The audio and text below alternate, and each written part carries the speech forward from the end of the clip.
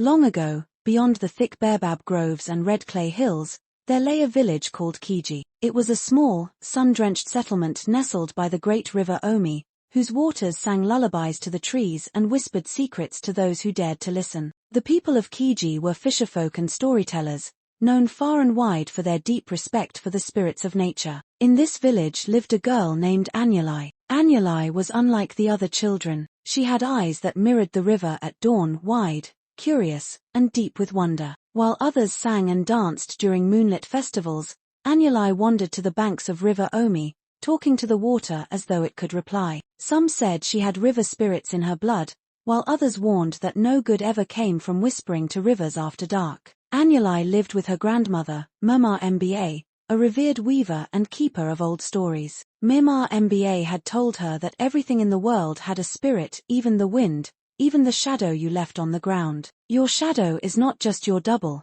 Mama Mba would say. It is your tether to this world. If ever you lose it, Anyalai, you might lose more than your reflection, you might lose your soul. But Anyalai, with her untamed curiosity, could not help but wonder, what if the river had its own shadow? What if she could trade hers for something more? Anyalai's fascination with the river grew with each passing season. While the other girls learned to grind millet and braid hair, Anyalai spent her afternoons tracing patterns in the wet sand, watching how her shadow stretched and danced beside her. One dusk, as the sun dipped low and the river glowed gold, Anyalai saw something strange. Her shadow, always loyal, always mimicking, had paused. Just for a breath, Anyalai stepped forward, her shadow stayed behind. A blink later, it moved again. Had she imagined it? That night, she couldn't sleep. The river had never played tricks on her before. She waited until Mama Mba's snores were steady and deep, then slipped out into the night, guided only by moonlight and memory. She walked to the river's edge, where the wind smelled of wet earth and fishbones. There, where the water curled around the rocks like fingers, she heard it. A whisper, "Come closer, child of dust and dreams." Anyalai froze. "Who's there?"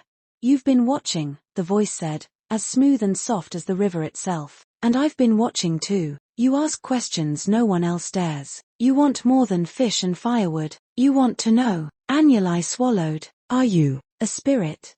"I am Omi, the river." The silence between heartbeats, the echo behind your name. The water shimmered, and from its depths emerged a figure, neither woman nor man, neither young nor old. Its body was like liquid shadow, ever shifting. Its eyes held the weight of centuries. Anyalai took a step back. "What do you want?" "It is not what I want, Anyalai. It is what you desire. I can give you what your heart seeks. Knowledge beyond your grandmother's stories. Power beyond your little village." "How?" "Trade. Everything has a price. I will take your shadow." Anyalai laughed, though her voice trembled. "Why would you want my shadow?"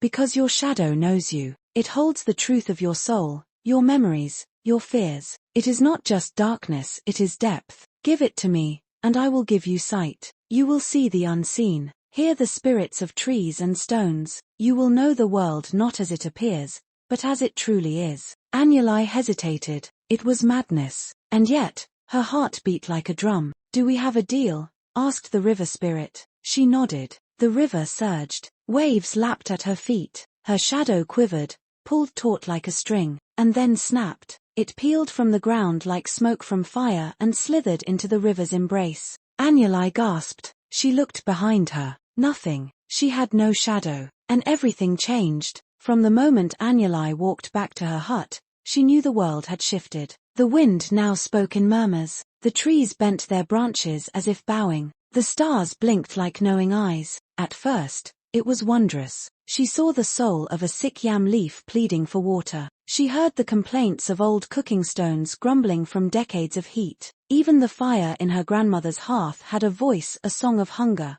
always hungry. But with the gift came a cost. People began to whisper, "Why does she walk like a ghost?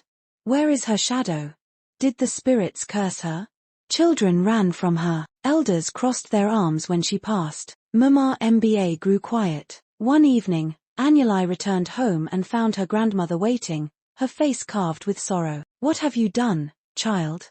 "I made a trade," Anyalai said. "The river gave me sight, and took your shadow." Mama Mba shook her head. "You cannot walk in two worlds forever, Anuli, the spirits may teach you, but they do not love you. You are still human, and your shadow was your anchor. But I understand things now, Mama. I can help the sick crops. I can hear the cries of the land. And who will hear your cries when you are lost between worlds? Anuli had no answer. As weeks turned to months, Anuli's power grew. She healed the village's dying goats with leaves the spirits whispered to her. She banished a snake from a child's dream. People began to revere her again, but from a distance. They called her the girl without a shadow. Some left offerings at her doorstep.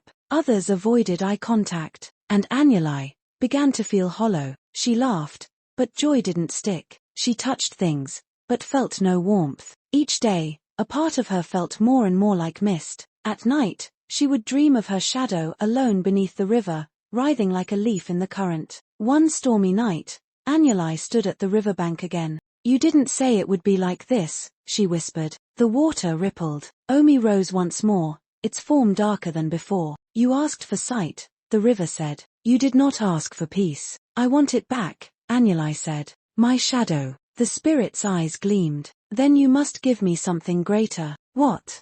Your name. Anuli staggered. But without my name, you will forget who you were. No memory, no past. You will become part of the river, flowing, knowing, empty. She looked into the water and saw herself, hollow-eyed and beautiful and lost. No, she said, and turned away. To reclaim her shadow, Anuli sought help from the only place left untouched by River Omi's reach, the dark hills of Uloro. There lived the Shadow Mender, an ancient hermit who could sew souls back to skin. She packed a gourd of water, a calabash of boiled yam, and Mama Mba's old walking stick. The journey was perilous. Spirits trailed her steps. Birds whispered warnings. Trees tried to confuse her path. But Anuli pressed on. After 7 suns and 7 moons, she reached the cave of the Shadow Mender. It was said he had no face, only a voice made of many. I know why you've come, the Shadow Mender said, his voice echoing from the walls. But to return your shadow,